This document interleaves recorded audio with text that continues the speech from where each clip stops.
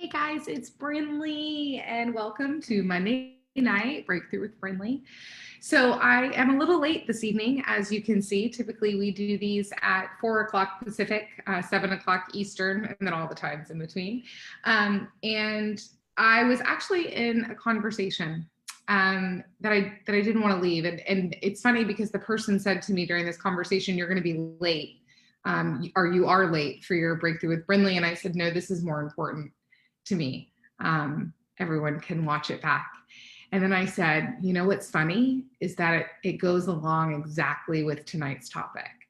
And the topic tonight is getting into the service of others. And when I drank because I was self-centered. I drank because I was constantly in a victim mentality. I constantly made everything about me, nothing about anyone else. I never thought of anyone else's feelings. I never thought of how my behaviors could affect them. And one of the things that I learned is that the fastest way to get out of myself is to get into the service of others. And I just put the quote in the description by Gandhi that says the best way to find yourself is to lose yourself in the service of others. And I've talked a lot about what has helped me and the fact that being in recovery has helped me during this time. And a lot of people have asked me, Brindley, how have you done this? How are you not in fear? How are you getting through these days? You don't have massive anxiety. And I'm not saying that I don't, that there aren't those moments, of course, when I have them. I'm just able to get myself out of them a lot faster than I used to.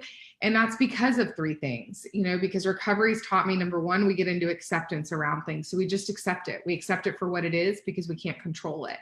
We trust in God. And I've said, I don't judge who your God is as long as it's not you. It could be the universe. It could be anything that you believe that causes this world to happen, right? And the third is that we get into the service of others. We start helping people. We start adding value. Here's a couple reasons why, because this isn't just a kind of a spiritual, like just help people and you'll feel better. You actually will feel better. It's scientifically proven that when we help others, our bodies do certain things that help us feel better. So the first being is that it releases dopamine. And we have talked before about dopamine, and dopamine is the happy chemical in your brain, right? This is what, if you've ever heard my friend Simon Sinek talk about text messaging and Facebook and getting likes and getting engagement on Facebook. And it's every time we check to see how many posts our like got or how many people watched our video, we get a dopamine rush, right? Like it makes us happy. We feel accepted. So that's the first thing, is that when you get into the service of others and you start doing good for others, your brain is going to release dopamine, which is automatically going to help you feel better. It's going to make you feel happier. The next thing is that it releases oxytocin. Now, oxytocin is a buffer for stress. So what it does is it's what your body releases in order to deal with stress. So when you start to help people and it releases the oxytocin, then all of a sudden your stress diminishes. Now, this is the other part that I found was interesting. It also builds social trust. So by reaching out and helping others, you are immediately building trust between you and that individual, which is giving you a sense of belonging. And we all want to be a part of something. It's a natural human instinct to want to be part of the pack, to want to be accepted, right? And so by helping others and getting into the service of others, you're automatically creating a bond of trust that is making you feel included and accepted and loved. So I thought that was really interesting. This is also mood elevating. So it's also going to release one of our favorite things, endorphins, right? It's the runner's high. It's what you feel after you run. It's why, praise Jesus, I am finally to the point in my running career where I actually miss running, because I don't miss the running. I miss the way that I feel after the run. I miss the runner's high. That's what I want to be in, because that's the endorphins that are being released that make me feel better. So helping others actually gives that same effect. It allows your brain to release endorphins, which makes you feel better. And then this one I thought was awesome. It actually will extend your lifespan. So they did studies, and it showed that people that volunteer increase their longevity of life by 22%.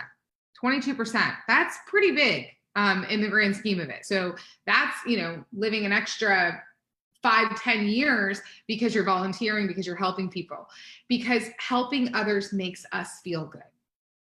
And it's very comfortable and easy to sit in our stuff and to sit in victim mentality and make it all about us and be self-centered and woe is me. And I'm just, I can't do anything right. And all of those places. And the fastest way that we can get out of it is something as simple as picking up the phone and calling a friend and saying, hey, how are you doing? Talk to me about you.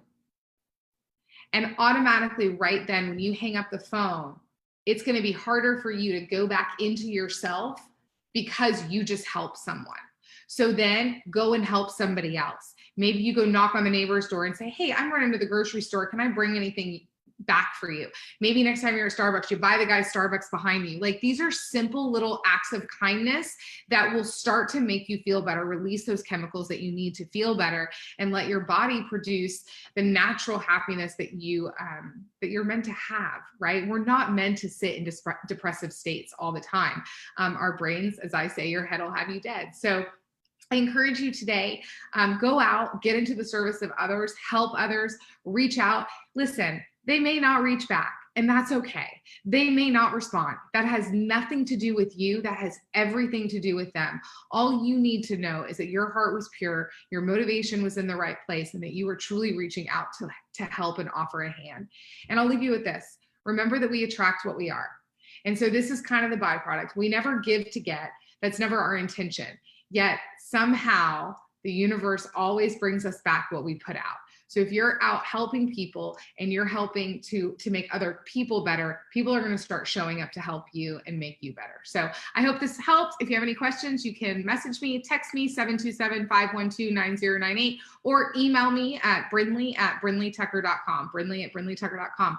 Have an awesome week, guys, and we'll talk to you next week. Bye.